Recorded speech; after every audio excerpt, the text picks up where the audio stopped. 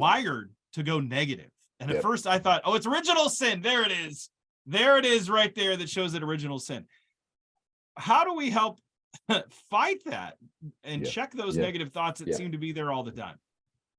Well, I believe that one of the effects of the fall was this negativity bias. I don't think Adam and Eve had that. I don't think they even thought negative thoughts. So we have all inherited that negativity bias. So I think if we're going to come up with 2 or 3 steps to deal with this, is to acknowledge that this is part of the fall. It's going to be an issue we deal with the rest of our lives. Okay, acknowledging, defining a problem as the problem half solved. So that's the first thing.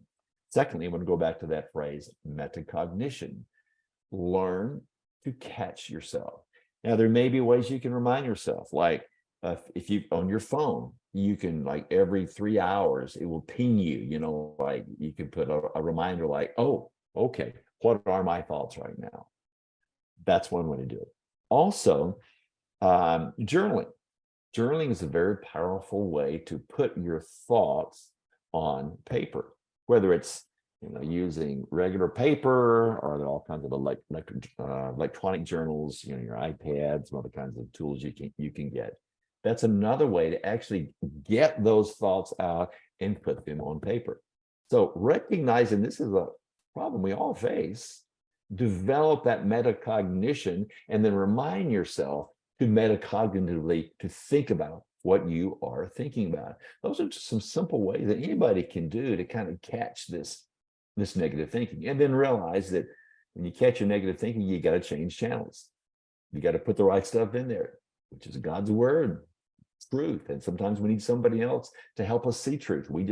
We're so deep in it, in a problem and a negativity, we can't see it. We need somebody else to speak truth to us and help us get out of that funk of negativity and wrong thinking. You also mentioned an illustration that I went, that's me. You mentioned this dog that was put into a cage, and the dog would exercise and would just run in circles in the cage. And when they took him out, instead of running free, he just ran in circles when he was told to exercise. This help us to see and understand this illustration. I know I'm not doing it justice, and I want to make sure I have the right context in understanding this. Can you help elaborate on that for us? Yeah, it was an illustration that somebody else had used. This fellow was looking over a field, and he noticed that this shepherd, I think, had some of these dogs, and most of them were running free, but one of them was running in circles. He talked to the guy, said, what was going on? I said, well, he'd been in a cage, little small cages of life. Well, what happens sometimes is we get so caught up in our small thinking, we don't even realize our small thinking is going on. And so we stay within that small thinking. How do we break out of that small thinking? If we're not aware of it, if we can't really define it, that's when someone who is a wise counselor can come along and help us understand, okay, here's what your thinking is. Here's some ways to get out of thinking. A coach can help a person do that. A psychologist can help a person do that. A pastor who's gifted in counseling can help you do that. So sometimes we just need somebody else to come alongside to help us get out of that little cage that we're in. And unfortunately, a lot of people are in that. And also, you got to want to.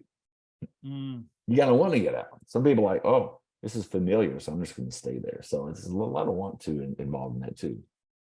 Well, I guess that's my next question. You refer to that, the people want to stay in it, that they don't want to get out because it's become, and I'm not sure where you did this in the book, where it becomes like a well-traveled pathway. We continue to do it. We've built our identity around it, and it becomes this really part of the structure of our identity. That trauma or whatever that negative is that we experience, we continue to reiterate it by telling it to ourselves over and over and over again. How do we fight that and tear that down to rebuild it over again? And how does Holy Noticing help in that? There's a term called uncertainty. It's in kind of like neuroscience circles. It's the brain does not like uncertainty. It's kind of a prediction machine. It wants to know what's next. And so some people have a great intolerance for uncertainty. So therefore, they make sure they're controlling their life and they stay in that little box.